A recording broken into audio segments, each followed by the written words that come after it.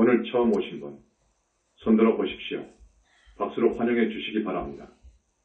신도들 박수. 오늘도 처음 오신 분들이 이렇게 많으시니까 내가 사실 10여 년 동안 이런 동영상 법문을 한 것이 300여 회 됩니다. 그래서 우리 신도분들은 수준이 상당히 높습니다. 오늘 처음 오신 분들은 내 법문을 잘 이해해야 될 텐데, 그리고 앞으로도 계속 나오시면 좋겠습니다. 여러분, 다른 절, 위파사나나 밀규칙 법문, 다른 종교의 설교와 약간 다릅니다. 끝까지 경청해 주시기 바랍니다. 나는 팔정도법이 부처님 말씀 따라서 정법임을 여러분에게 분명히 밝힙니다. 팔정도행이 없으면, 팔정도법이 없으면 정법은 아닙니다.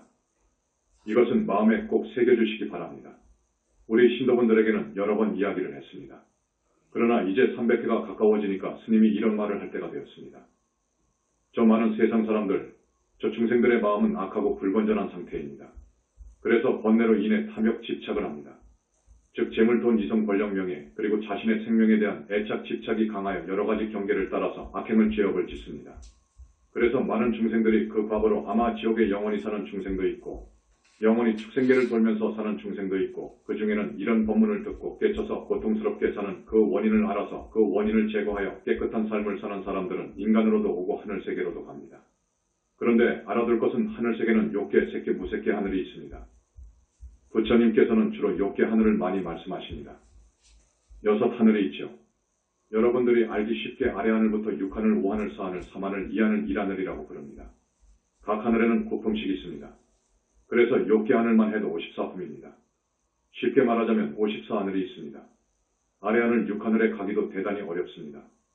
이 세상에서 빈부귀천을 가리지 않고 마음씨가 착하고 착하여 너무 착해서 법 없이도 살 수 있는 사람, 아무리 없어도 남의 재물을 욕심내지 않고 하루죽 한 끼 먹어도 절대로 남의 재물에 손을 대지 않고 욕심내지 않고 할 수 있는 한 불쌍한 이웃을 위해 배려하고 베풀며 사는 사람들은 하늘에 갑니다.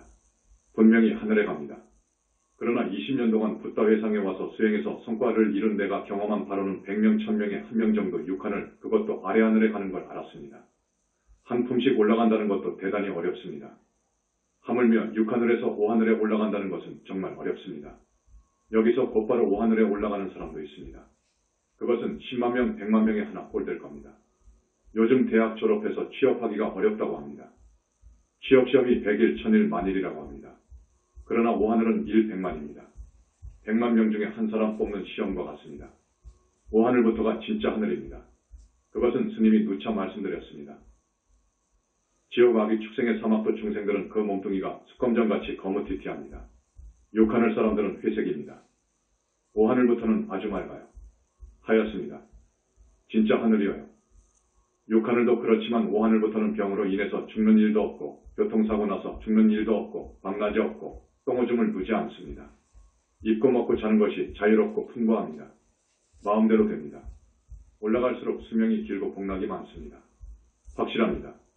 미묘한 즐거움을 누립니다. 그래도 우리 불교 스님들 중에는 가끔 4하늘, 3하늘, 2하늘, 1하늘에 가서 태어난 사람이 있습니다. 전라도에 살았던 대단히 훌륭한 스님 한 분, 나하고도 인연이 깊은데 그 사람은 1하늘에 가서 났습니다. 자, 이런 마당에 스님이 처음부터 팔정도 이야기를 한다는 것은 그것이 정법임에도 불구하고 약간 무리였기 때문에 많이 미루었습니다. 미루어오다가 지금 한 5시간을 통해서 이야기한 거예요. 이 팔정도 수행은 성중하늘에 날 수 있는 수행법입니다. 성과를 얻을 수 있는 수행법입니다. 성중 아라한이 되는 수행법입니다. 팔정도를 아주 비중 있고 강력하게 권하는 곳은 영산불교 현지사밖에 없을 겁니다. 이제 막 들어온 분들에게 팔정도 수행법, 팔정도 이야기를 한다는 것은 앞에서도 말씀드렸듯이 대단히 무리입니다. 이제는 권할만 합니다. 그동안 우리 신도분들이 많은 각성을 하고 또 착한 일과 불사도 많이 하시고 법문도 많이 들으셨기 때문에 성숙했어요. 그리고 영산불교 성직자나 신도들의 과거생을 보면 대단히 성근이 있습니다. 성근이 없어서는 여기 들어올 수 없습니다. 문턱이 높습니다. 우리 신도분들은 성중 아라한이 되는 공부를 해야 됩니다. 지금까지 해왔습니다. 사실상 팔정도로는 아라한까지가 한계입니다. 윤회를 벗어날 수 있는 한계입니다. 거기에다가 칭명연불이 있습니다. 팔정도를 기반으로 해서 칭명연불하게 되면 보살까지 됩니다. 초기 불교에서는 이러한 이상을 말씀하지 않았습니다. 아라한 이상 이야기하지 않았습니다. 그 후 몇백 년이 흘러 정토삼부경 이 편집될 때 어떤 부처님께서 내려오셔서 이 대승경전을 쓰고 가셨는데 그 몇몇 부처님의 존호는 아직 말씀드릴 수 없습니다. 대승비불설이라고 하지만 대승경전은 부따님들이 오셔서 쓰신 것입니다. 지금 왜곡된 부분이 많습니다. 칙명연불, 부처님의 명호를 부르면서 생각해라. 그거예요. 경전을 쭉 보면 문면부터 나옵니다. 부처님의 거룩한 소식부터 나와요. 부처님의 성호를 듣는 공덕만 해도 대단한 거예요. 그 다음에 무착정도 내려가면 칙명으로 나갑니다. 칙념에서 칙명으로 가요. 이제 부처님의 성호를 불러요. 칙명 부르는 것. 그런데 지금까지 연종, 정토종, 한국에는 없습니다만 중국 연종의 초대 조사인 해원, 334에서 416 중국 동진의 여산에 주석했던 곳입니다. 수대 정경사 외승려였던 해원과 구별하여 여산해원으로도 불린다. 스님이죠. 대단한 분이십니다. 그분이 연종을 창정하셨는데 그 후로 한국, 일본까지 영향이 미쳐서 칙명연불을 많이 하고 있습니다. 어떤 부처님을 칙명하느냐? 아미타 부처님을 칙명하는 거예요. 지금까지 정토종 연불종에서는 칙명연불하면 아미타 부처님을 말하는 거예요. 아미타 부처님을 불러요. 그러면 왕생할 수 있다는 거예요. 조건은 신운행 그럽니다. 믿음, 정토세계의 실존을 믿고 아미타 부처님의 원력을 믿습니다. 그분이 48가지의 소원을 보살 인행시에 내걸고 수행하신 분인데 18번째 원이 신념왕생입니다. 10번만 불러도 그 10번의 열은 꽉 채운다는 뜻입니다. 꽉 채워요. 많이 부르면 왕생을 다 시켜준다는 소원이 18번째 소원에 들어있습니다. 그 아미타 부처님의 소원을 믿고 열심히 아미타 부처님만 찾는 거예요. 믿는 것입니다. 그 극락세계는 고통이 없다 생각하고요. 그러면 왕생극락할 수 있다는 거예요. 이런 내용이 써져 있는 경전이 삼부경이라고 해서 연종의 소위경전입니다. 무량수경, 관무량수경, 아미타경을 삼부경이라고 합니다. 주로 극락세계 이야기를 많이 하고 어떻게 하면 극락세계를 가는가 하는 것에 대해서 자세히 쓰여 있어요. 그리고 반주삼매경이라든지 법화경, 화양경, 능엄경 등 많은 경전에 그리고 큰 학승들에 의해서 그 경전들이 주석된 것을 논이라고 하지요. 많은 경론에서 연불을 권장하고 있습니다. 우리 현지사의 연불은 다른 점이 몇 가지 있습니다. 나무아미타불이 아니고 석가모니불입니다. 연불종에서는 도작이라고 하는 큰 조사님이 있습니다. 그분이 연불종의 사대조일 거예요. 그분은 하루에 7만 번을 했다고 합니다. 7만 번씩 10년, 20년, 30년을 한 분들입니다. 해원, 선도, 담난 또는 일하고도 함, 도작 등은 잠도 자지 않고 목숨을 내건 분들입니다. 그저 아미타불만 7만 번을 한다면 여러분 쉴 틈이 있습니까? 그렇게 지독하게 한 분들입니다.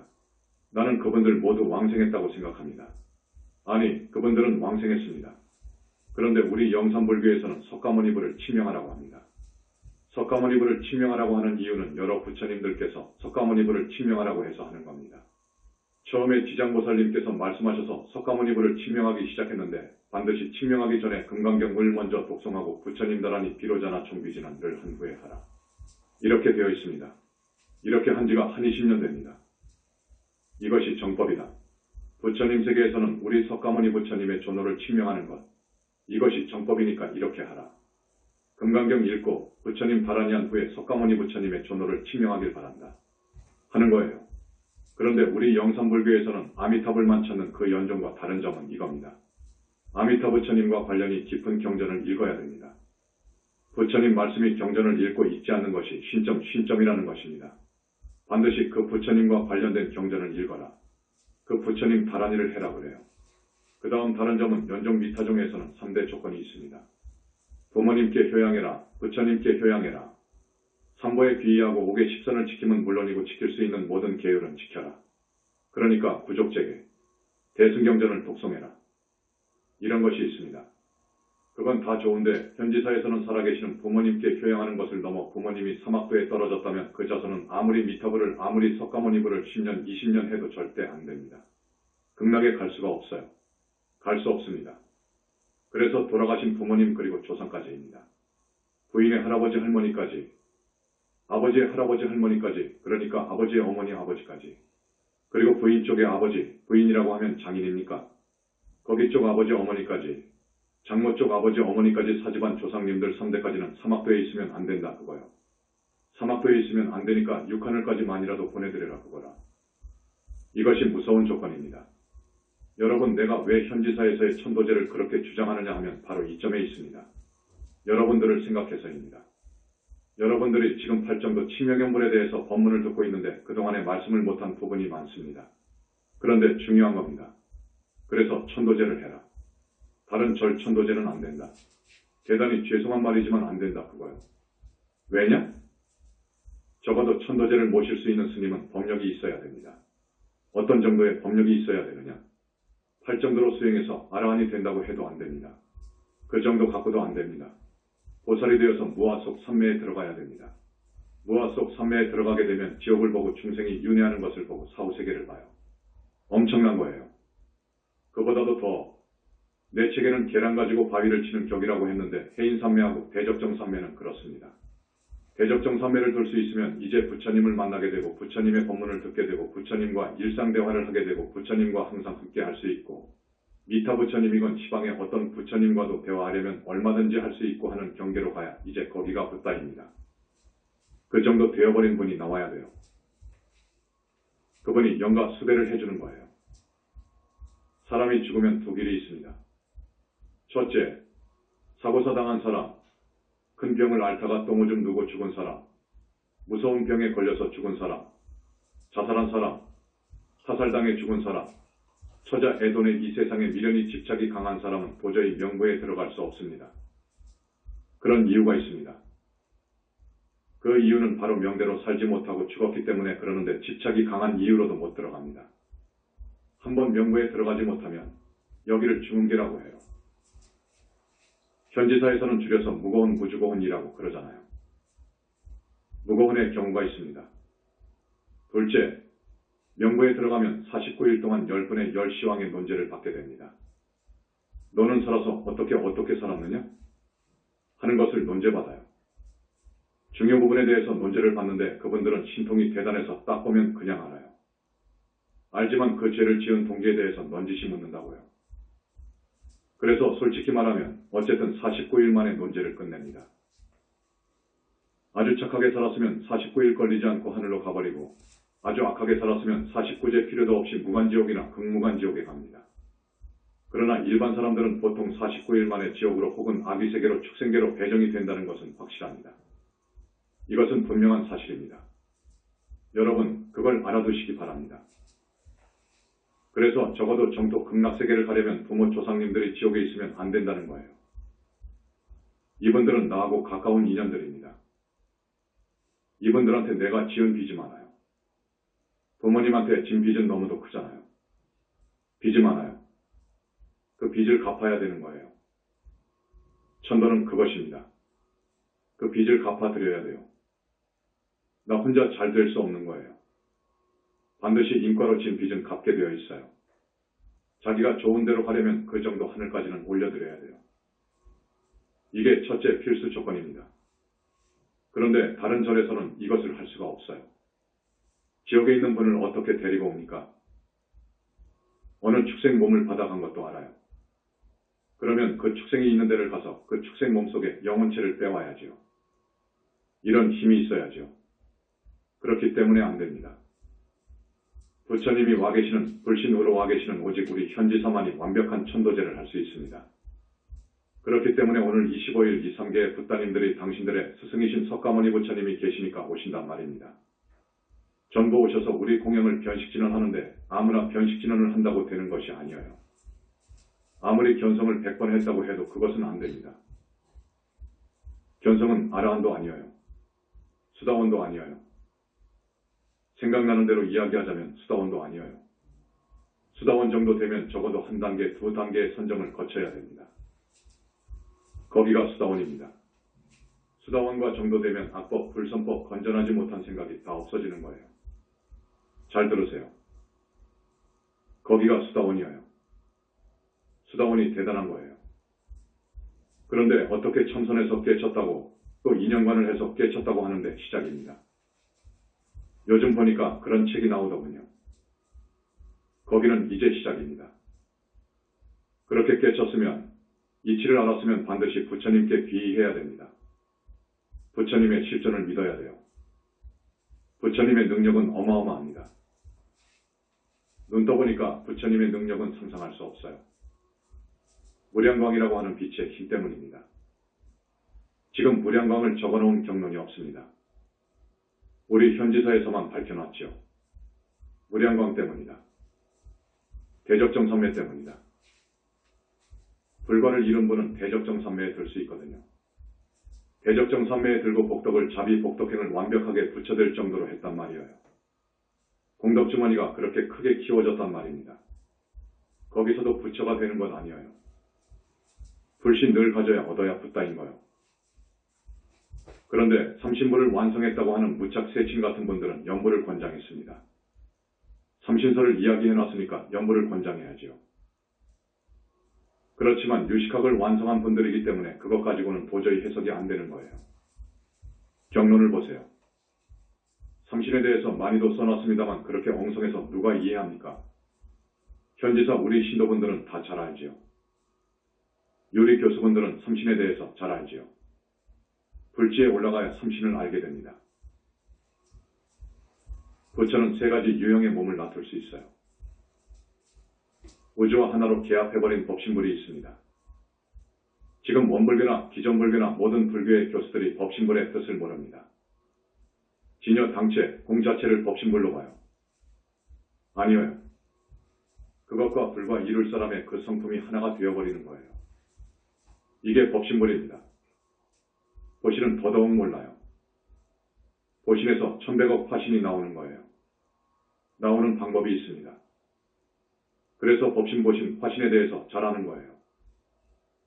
지옥에 있고 축생에 있는 조상을 데리고 오지 못하면 천도는 안 되는 거예요. 천도라는 것은 그분이 죄를 지어서 인과법상 카르마, 법칙상 지옥에 갔지 않습니까? 하늘로 보내려면 그 죄업을 씻어줘야 돼요. 씻어주실 분은 부처님밖에 없어요. 업장소멸을 할 수 있는 분은 부처님밖에 없습니다. 부처님의 몸은 무량광으로 되어 있다고 했죠. 무량업종광이라고도 하고 백종오색 광이라고도 합니다. 1100억이 문제가 아니라 나유타 색깔의 서로 다른 빛이 무량광이에요. 이 빛은 기가 막힌 거예요. 부처님은 이 빛 하나 가지고 전부 여의주같이 씁니다. 이 빛 가지고 별의별 일을 다 해요. 그걸 모르더라고요. 경론에는 무량업종광이란 말이 일체 없어요. 우리 현지사에서 처음 삼신서를 내어놓으면서 무량업종광이라고 하는 비밀을 내놨지요. 이건 어쩌면 밀장에 해당하는 것 같지만 그래서 안 써놨는지 어쨌든 금광명체 승환경에도 무량광이 없어요. 나오지 않지요. 없습니다. 경론에 일체 없습니다. 그러나 법화경 화엄경으로 가면 나옵니다. 그런데 학자들이 이 빛을 도저히 모르거든요. 그러니까 간과하고 나가지요. 화엄경은 부처님의 깨달음의 세계를 적어 놓은 거예요. 그것은 진실한 것입니다. 모두 진실한 장면이어요. 화엄경을 가짜라고 하거나 방편이라고 하면 큰 업을 짓는 거예요. 지금의 교수나 학생들이 아주 무서운 죄를 짓고 있어요. 정법 훼손하는 죄를 짓고 있어요. 무량수경만 봐도 오역죄를 지은 사람은 극락에 못 간다. 고 되어 있습니다.